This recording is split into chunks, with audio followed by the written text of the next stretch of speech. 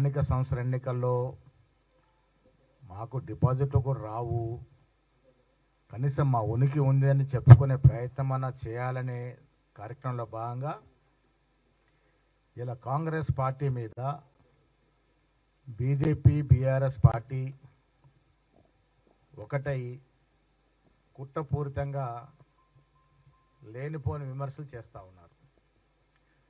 కొత్తగా ఏదో బకాయి కార్డులని బాకీ కార్డు ఏంది ఆ బాకీ కార్డు? నవ్వుకుంటున్నారు జనం. ప్రభుత్వ పరంగా బాకీ విషయాలు మాట్లాడితే మొదటి ముద్దాయి కేసీఆర్. ఈ రాష్ట్రాన్ని బాకీ పాలు చేసినటువంటి ఘనుడు కేసీఆర్. మిగులు రాష్ట్రంగా పుట్టింది తెలంగాణ 2014లో, మిగులు రాష్ట్రంగా, మిగులు బడ్జెట్ రాష్ట్రంగా. అలాంటి తెలంగాణని ఇబ్బడి ముబ్బడిగా ఒక ఆలోచన లేకుండా శుద్ధి లేని సంసారం నడిపి ప్రభుత్వ పరంగా, కార్పొరేషన్ల పరంగా, సొసైటీల పరంగా ఎక్కడ అవకాశం ఉంటే అక్కడ బాకీలు తెచ్చి దాదాపు 8 లక్షల కోట్ల అప్పులో తెలంగాణని 8 లక్షల బాకీ రాష్ట్రంగా మార్చిన గనుడు కేసీఆర్, కేటీఆర్. ఇలా వాళ్ళు బాకీల గురించి మాట్లాడుతూ ఉన్నారు. మేము ఇచ్చిన మాట నిలబెట్టుకునే ప్రయత్నంలో భాగంగా ప్రభుత్వం వచ్చిన మొదటి రోజునే ఉచితంగా మహిళలకి బస్సు సౌకర్యం ఇస్తే ఇది బాకీ పడ్డట. మీరు 10 ఏళ్ళు నిరుద్యోగులు మోసం చేసి కొట్టని దెబ్బ కొడితే మేము అధికారంలోకి వచ్చిన 11 మాసాల్లోనే 65,000 ఉద్యోగాలు ఇస్తే బాకీ పడ్డట. గ్రూప్ 1, గ్రూప్ 2 ఉద్యోగాలు ఇస్తా ఉన్నాం. నిరుద్యోగ యువత కలలు సాకారం చేస్తే బాకీ పడ్డట. మహిళలకి 500 రూపాయలు సబ్సిడీ గ్యాస్ మీద ఇస్తే మేము బాకీ పడ్డట. 200 యూనిట్ లోపు కరెంటు కాల్చిన కుటుంబాలు ఈ రాష్ట్రంలో 80% ఉన్నాయంటే అది బాకీ పడ్డట. మీరు చేసిన బాకీ తీర్చడానికి ప్రతి నెల 6,500 కోట్లు తెలంగాణ కాంగ్రెస్ ప్రభుత్వం మీరు చేసిన అప్పుకి, కేసీఆర్ కుటుంబం పాలించి ఈ రాష్ట్రాన్ని పాలించి మీరు చేసిన 8 లక్షల బాకీకి ఇన్స్టాల్మెంటు ఇంట్రెస్ట్గా 6,500 కోట్లు ప్రతి నెల, అంటే దాదాపు 80,000 కోట్లు సంవత్సరానికి కడతా ఉన్నాం. మీరు చేసిన బాకీ మేము తీరుస్తూ ఉంటే మేము బాకీ పడ్డట. రైతు భరోసా, రైతు బంధు, వరి మీద బోనస్ ఇస్తే బాకీ పడ్డట. ఏ లెక్కన కాంగ్రెస్ ప్రభుత్వం బాకీ పడ్డది? ప్రజల ఆశయాలకు అనుగుణంగా, ప్రజల ఆకాంక్షలకు అనుగుణంగా పాలన చేస్తూ ఇలా రేవంత్ రెడ్డి గారి నాయకత్వంలో ప్రజలకు చేరువవుతూ ఉంటే ఓర్వలేక లోపాయికారిగా బీజేపీ బీఆర్ఎస్ పార్టీ ఒకటై ఇంకా కాంగ్రెస్ పార్టీని ఎదుర్కోలేమని వాస్తవాన్ని తెలుసుకొని ఈ బాకీ కార్డుల పేరట మోసం చేస్తూ ఉన్నారు. హాస్యాస్పదంగా ఉంది, ప్రజలు నవ్వుకుంటా ఉన్నారు. ఈ రాష్ట్రాన్ని దివాలా తీసింది మీరు, బాకీల పాలు చేసింది మీరు, అన్ని విధాలుగా సర్వనాశనం చేసింది మీరు. నిరుద్యోగులు ఓట్లేసుకొని పచ్చి వాళ్ళను మోసం చేసి ఎన్నో ఆత్మహత్యలకు కారకులైనటువంటి మీరు మీ ఇంట్లో ఉద్యోగాలు పెట్టుకున్నారు, మీ సర్వం కుటుంబం ఉద్యోగాలు ఇచ్చుకున్నారు. నిరుద్యోగులు మాత్రం కనబడలే. ఇది మోసం కాదా? కవులని, కళాకారులని, కార్మికుల్ని, కర్షకుల్ని, రైతుల్ని అందరినీ మోసం చేసి ఓట్లేసుకొని అందరికీ ఎగనామం పెట్టింది వాస్తవం కాదా? ఎవరు ప్రజలకి బాకీ పడ్డారు? మీరు పడ్డారా, మేం పడ్డామా? ఏ ముఖం పెట్టుకొని బాకీ కార్డులు మస్తున్నారు కేటీఆర్ గారు, మా పాత మంత్రులంతా? ఏ ముఖం పెట్టుకొని మస్తారు? ప్రజలు నిలదీస్తారు మిమ్మల్ని. మీరు ఇస్తాన ఉద్యోగాలు ఏమైనాయి? మీరు మోసం చేసిన దళిత బంధు, ఎంతమంది దళితులకు ఇచ్చారు దళిత బంధు? ఇది బాకీ పడలేదా మీరు ప్రజలకి? ఎన్ని ఎన్ని ప్రాజెక్టులు తీసుకొచ్చినారు తెలంగాణకి, ఎంత విదేశీ రుణం తీసుకొచ్చారు తెలంగాణకి. మీ 10 ఏళ్ల పాలన పాత నవాబులు మించిన పాలన. మీ స్వార్థం కోసం కాళేశ్వరం లాంటి ప్రాజెక్టులో మీరు దోసుకున్న తీరు, ఫార్ములా ఈ రేస్, ఈ కార్ రేస్లో కేటీఆర్ దోసుకున్న తీరు ప్రజలన్నీ గ్రహిస్తూ ఉన్నారు. బీదవాడి స్వప్నం రేషన్ కార్డు, 40 లక్షల రేషన్ కార్డు అప్లికేషన్లు వస్తే ఒక్క కార్డుని ఇచ్చిన పాపన పోయినరా? ఇది మీరు బాకీ పడ్డ తీరు కాదా? మీరు రేషన్ కార్డులు ఇస్తామని వచ్చి మోసం చేసి ఈ 40 లక్షల మందికి మీరు బాకీ లేరా? ఈ 40 లక్షల మంది బాకీ ఎవరు తీరుస్తా ఉన్నారు ఇవాళ? కాంగ్రెస్ పార్టీ, రేవంత్ రెడ్డి గారు ప్రభుత్వం 40 లక్షలు ఇస్తూ ఇలా 1,20,00,000 మందికి రేషన్ కార్డులు ఇచ్చి దాదాపు 3 కోట్ల మందిని రేషన్ ఇస్తూ ఆదుకుంటా ఉన్నాం. దేశ చరిత్రలో ఎక్కడ లేని విధంగా సన్న బియ్యం ఇస్తే బాకీ పడ్డట. ఎవరైనా ఊహించినారా సన్న బియ్యం తింటామని ఈ రాష్ట్రంలో? మీరు విద్యా వ్యవస్థని వెస్టర్న్ సర్వనాశనం చేస్తే ఇంటిగ్రేటెడ్ స్కూల్స్తో ఇలా రాష్ట్రాన్ని తీర్చిదిద్దా ఉంటే బాకీ పడ్డట. స్కిల్ యూనివర్సిటీ, ఏ యూనివర్సిటీ, ముచ్చర్లో 4 సిటీ, మెట్రో లైన్, రోడ్ల నిర్మాణం, ఇవన్నీ చేస్తూ ఉంటే ఎవరికి బాకీ ఉన్నట్టు ఇవాళ? ఏ ముఖం పెట్టుకొని బాకీ పాటలు మోస్తా ఉన్నారు? ప్రజలు తిరగబడతారు, జాగ్రత్త. ఇలా ఎరువుల పేరిట కేంద్ర ప్రభుత్వం మోసం చేస్తూ ఉంది.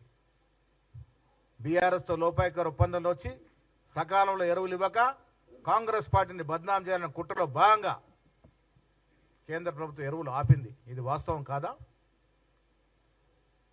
10 ఏళ్లు మీరు కలిసి సంసారం చేశారు. కేంద్రంలో జరిగిన ప్రతి బిల్లులో ఓటేశారు. ఇవాళ కూడా మీరు కలిసే ఉన్నారు. కలిసి ఉన్నారు కాబట్టే కాంగ్రెస్ మీద కుట్రపూరితంగా వ్యవహరిస్తూ ఉన్నారు. ఇబ్బడి ముబ్బడిగా అప్పులు తెచ్చి సర్వనాశనం ఈ రాష్ట్రాన్ని చేసింది కేసీఆర్ ప్రభుత్వము.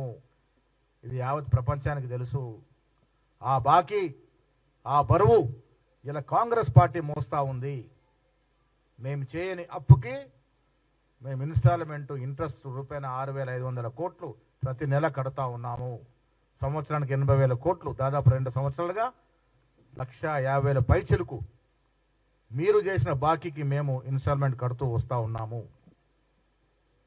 ఇలా టీఆర్ఎస్ పార్టీ పరిస్థితి ఏంటంటే పార్లమెంట్లో 0 వచ్చింది, 0. చాలా చోట్ల డిపాజిట్ పోయింది. ఎమ్మెల్సీ ఎన్నికల్లో అభ్యర్థి దొరకలే. కనీసం స్థానిక సంస్థల ఎన్నికలైనా ఉనికి కాపాడుకుందామని ఇలాంటి కుట్రల కుతంత్రాలకి తెరదీస్తూ ఉంది. ప్రజలు దీన్ని అర్థం చేసుకుంటారు. కేంద్ర ప్రభుత్వం ఇవాళ జీఎస్టీ తగ్గించామని గొప్పలు చెప్పుకుంటా ఉంది. అరే, ఇన్నేళ్ళు జీఎస్టీ పెంచి సంవత్సరాలుగా దేశ ప్రజల్ని దోసుకొని జీఎస్టీ పేరిట 1,000 కోట్లు సంపాదించి ఇలా జీఎస్టీ తగ్గిస్తే ఎవరికి నష్టమైతా ఉంది?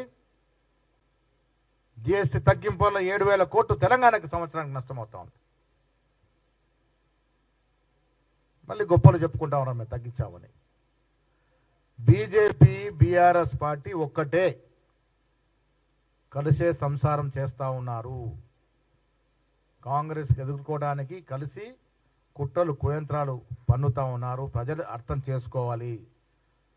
తెలంగాణ ప్రజలకి మీ ద్వారా మేమిచ్చే సలహా సూచనలు, కేసీఆర్ గారు 10 ఏళ్లుగా చేసిన 8 లక్షల కోట్ల అప్పుకి ప్రజల చేత ఎన్నుకోబడ్డ కాంగ్రెస్ పార్టీ, కాంగ్రెస్ ప్రభుత్వం ప్రతి నెల 6,500 కోట్ల అప్పు ఇన్స్టాల్మెంట్ కడుతూ వారు చేసిన అప్పుని మనం తీరుస్తూ ఉన్నాము. అరకొర నిధులుండి కూడా ఏ అంశాన్ని కూడా, ఏ ఇచ్చిన వాగ్దానం కూడా జారవించకుండా మెల్లమెల్లగా అన్ని చేస్తూ ఉన్నాము. దాంట్లో భాగంగానే రైతు భరోసా ఇవ్వగలిగినాము, రైతు రుణమాఫీ చేయగలిగినాము. రుణమాఫీ లెక్కలు తీయండి. మీరు 10 ఏళ్ళుగా చేసిన రుణమాఫీ ఎంత? మేము 15 నెలల్లో చేసిన రుణమాఫీ ఎంత? లెక్కలు తీసుకుందాం. ఎప్పుడైనా వరికి బోనస్ ఇచ్చిన పాపాన పోయినారా మీరు?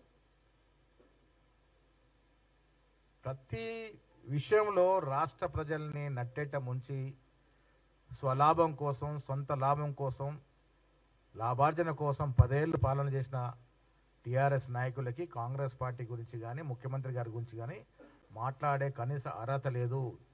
ఇలా ప్రజల చేరువలో కాంగ్రెస్ పార్టీ ఉంది. వచ్చే స్థానిక సంస్థల ఎన్నికల్లో మెజారిటీ 80% సీట్లు పైన గెలుచుకుంటాము. జూబ్లీ హిల్స్ ఎలక్షన్లో కూడా ఎమ్మెల్యే గెలుచుకొని తీరుతాము. ప్రజలు మా వైపు చూస్తూ ఉన్నారు. మేమిస్తున్న సంక్షేమం, మేమిస్తున్న ఇందిరమ్మ ఇల్లు, మేమిచ్చిన రేషన్ కార్డులు, మేమిస్తున్న ఉచిత మహిళా బస్సు ప్రయాణ సౌకర్యం, ఇవన్నీ కూడా కాంగ్రెస్ పార్టీ కౌచాల్లాగా పనిచేస్తవి. వచ్చే ఎన్నికల్లో స్థానిక సంస్థల్లో కానీ, జూబ్లీ సెలక్షన్ కానీ అన్నీ కూడా మంచి మెజారిటీతో గెలుచుకొని తీరుతాం. ఇంకా ప్రజలకి చేరువై మేము ఇంక ఇవ్వాల్సిన వాగ్దానాలన్నీ కూడా ఇచ్చి 5 ఏళ్ల నాటికి ఇదే తెలంగాణ యావత్ ప్రజానికంతో శబాషి అనిపించుకునే ప్రయత్నం కాంగ్రెస్ ప్రభుత్వం చేస్తుంది.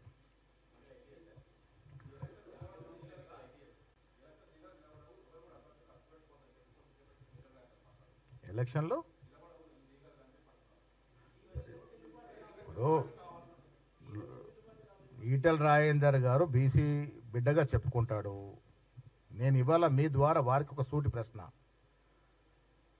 చిత్తశుద్ధి ఉంది కాంగ్రెస్ పార్టీ కాబట్టి 2 చట్టాలని అసెంబ్లీలో చేయగలిగినాము. ఒకటి స్థానిక సంస్థలో 42% రిజర్వేషన్ ఇస్తూ, ఒకటి విద్యా ఉపాధిలో. 2 ఎక్కడ ఆగిన ఈటెల రాజేందర్ గారు?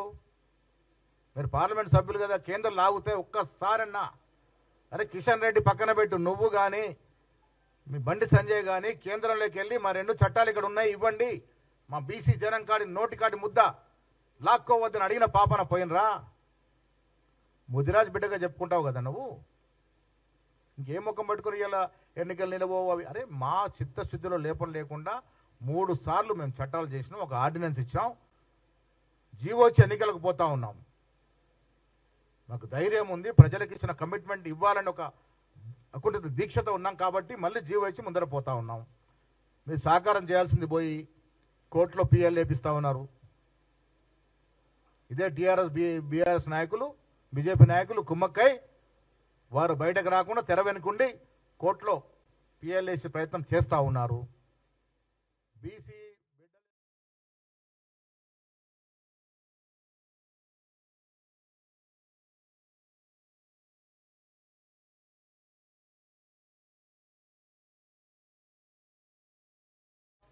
ఆ ధ్యాస ఎందుకు లేదు మీకు? ఇలా బీజేపీ పార్లమెంట్ సభ్యులుగా ఉన్నారు, జీవితాంతం బీసీ బిడ్డగానే ఓట్లు అడిగినారు, బీసీ నాయకుడికి ఎదిగినారు. మీరు బీసీల కోసం మాత్రం మీ ప్రయత్నం చేయరు.